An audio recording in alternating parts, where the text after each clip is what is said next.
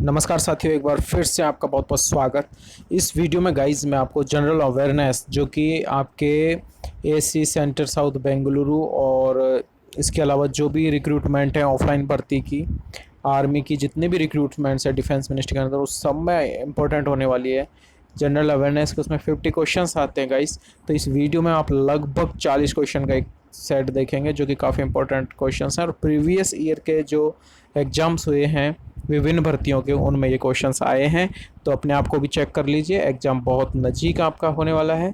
तो आइए स्टार्ट करते हैं ये एक सीरीज़ जिसमें आपको जनरल अवेयरनेस के काफ़ी इंपॉर्टेंट क्वेश्चन मिलने वाले हैं।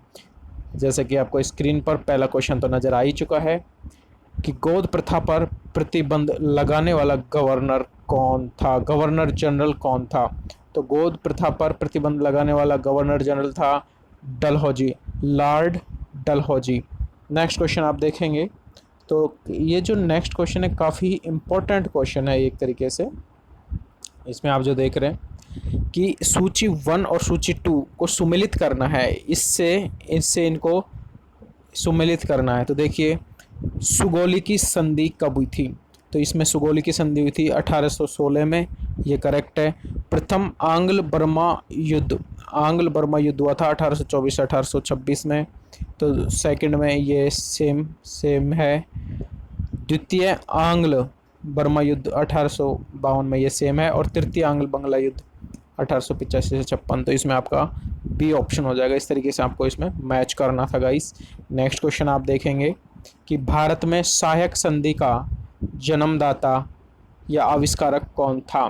तो भारत में सहायक संधि का जो जन्मदाता या आविष्कारक था वो डुप्ले था। ठीक है, ये डुप्ले था और आपको इसको अच्छे से याद रखना है, थोड़ा शब्दों को ध्यान रखना है। दूसरा क्वेश्चन इसी टाइप का है कि सहायक संधि को सुनिश्चित और व्यापक स्वरूप किसने दिया। तो सहायक संधि को सुनिश्चित और व्यापक स्वरूप दिया था लॉर्ड वेलेस्ली ने। ठीक है, और जो इसका आविष्कारक था सहायक संधि का या जन्मदाता था वो डुप्ले था। तो ये आपको स्पेशली याद रखना है। नेक्स्ट आप देखेंगे वही फिर मैचिंग करने वाला क्वेश्चन यहाँ पर आपका मिलता हुआ, जिसमें है सूची 1 से सूची 2 है उसको सुमेलित करना है कि पिंडारियों का दमन किया था। तो वो उस टाइम थे लॉर्ड हेस्टिंग्स। ठीक है, प्रथम आंग्ल बर्मा युद्ध हुआ था, उस टाइम थे लॉर्ड एम स्टर्ट। ठगों का दमन हुआ उस टाइम अंग्रेज शासक थे विलियम बेंटिक। और मैकाले का शिक्षा नीति प्रस्ताव, ये भी विलियम बेंटिक ने किया था। तो इस तरीके से इसमें ऑप्शन ए करेक्ट है गाइस। ठीक है, ये उस टाइम के अंग्रेजों के गवर्नर या गवर्नर जनरल हुआ करते थे। नेक्स्ट आप देखेंगे क्वेश्चन, किसके शासनकाल में, किसके शासनकाल में ब्लैक होल दुर्घटना घटित हुई थी। तो ब्लैक होल दुर्घटना घटित हुई थी गाइज सिराजुद्दौला के शासनकाल में। सिखों के अंतिम गुरु कौन थे? काफ़ी इंपॉर्टेंट क्वेश्चन है। सिखों के अंतिम गुरु तो इसके थे गुरु गोविंद सिंह, गुरु गोविंद सिंह।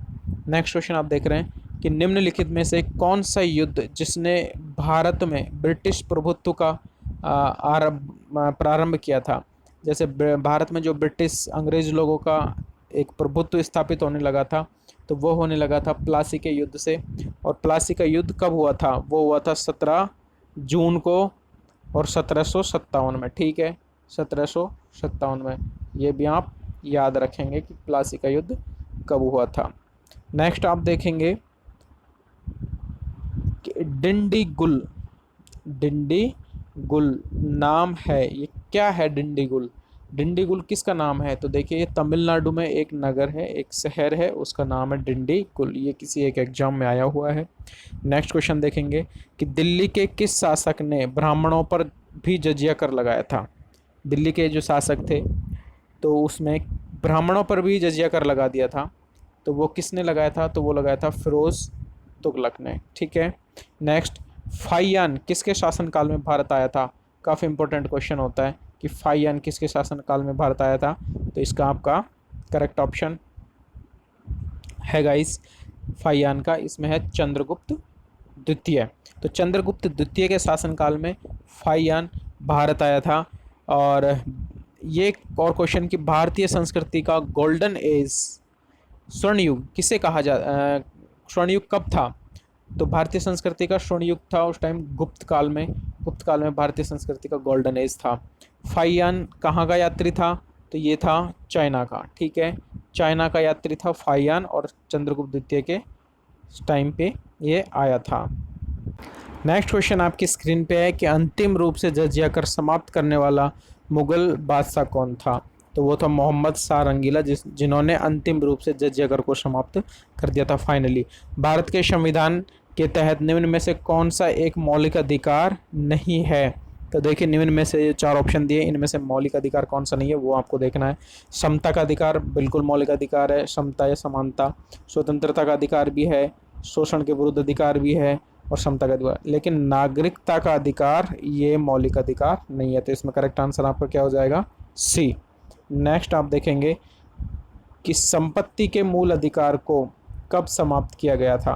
तो संपत्ति का जो मौलिक अधिकार था पहले हमें उसको समाप्त कर दिया गया था। 1978 का संविधान संशोधन हुआ था 44वां, उसमें इसको संपत्ति के अधिकार को समाप्त कर दिया गया था और इसे एक कानूनी अधिकार बना दिया गया था। तो अगला क्वेश्चन है कि संपत्ति का अधिकार अब क्या है? एक ये कानूनी अधिकार है। नेक्स्ट क्वेश्चन देखेंगे आप कि राष्ट्रपति के चुनाव के लिए निर्वाचक मंडल में कौन कौन होते हैं?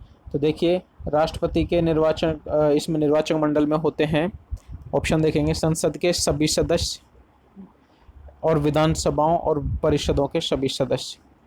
तो ये नहीं है, क्योंकि इसमें विधान परिषद के सभी सदस्य नहीं होते, विधान परिषद के सदस्य होते ही नहीं हैं, पहली बात तो ये है।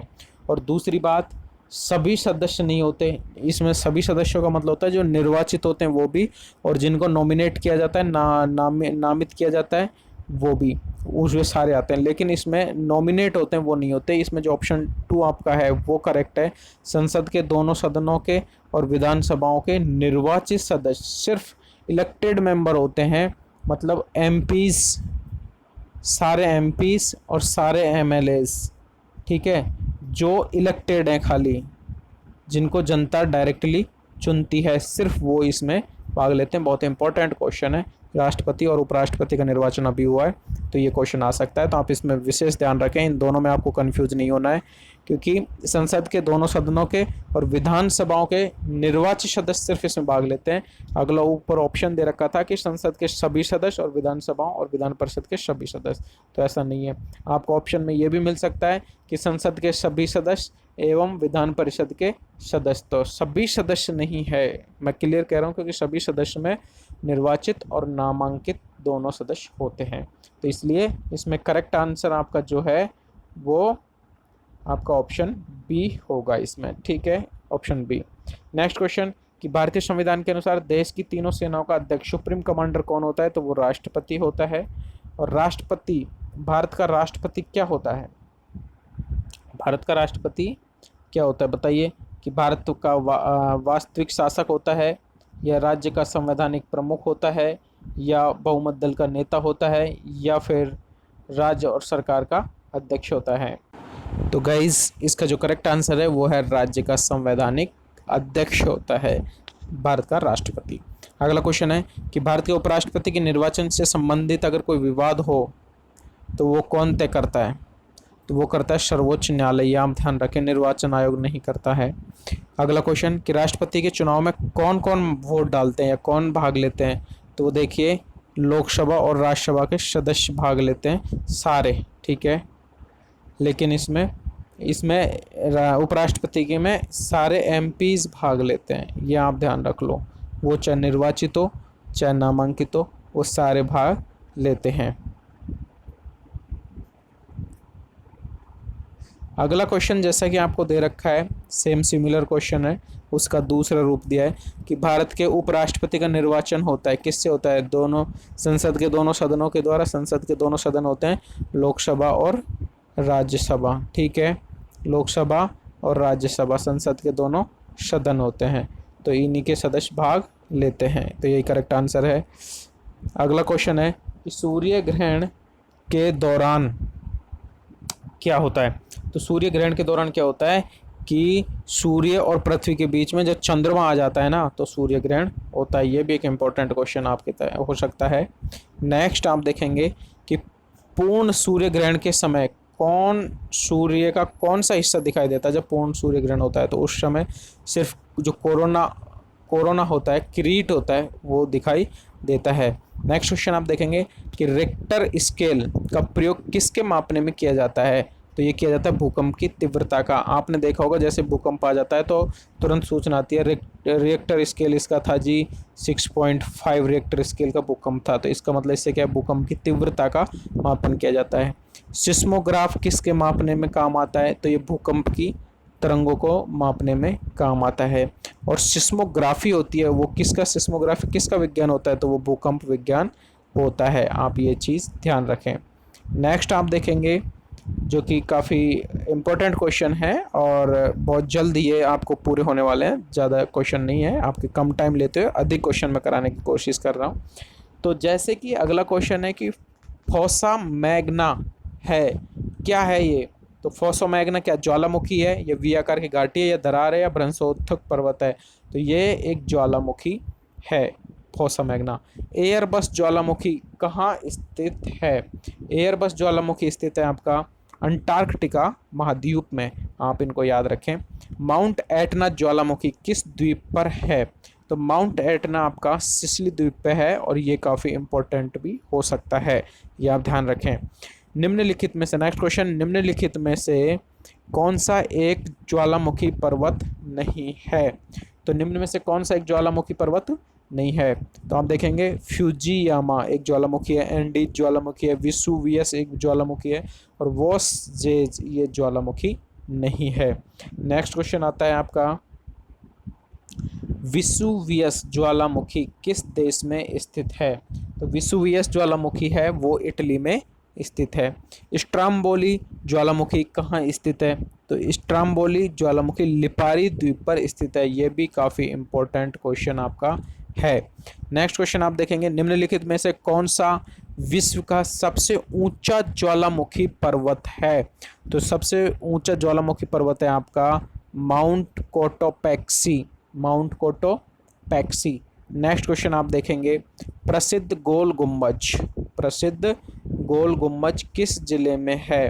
तो गोल गुम्बज है वो आपकी है गाइज बीजापुर जिले में, ठीक है, बीजापुर जिले में है।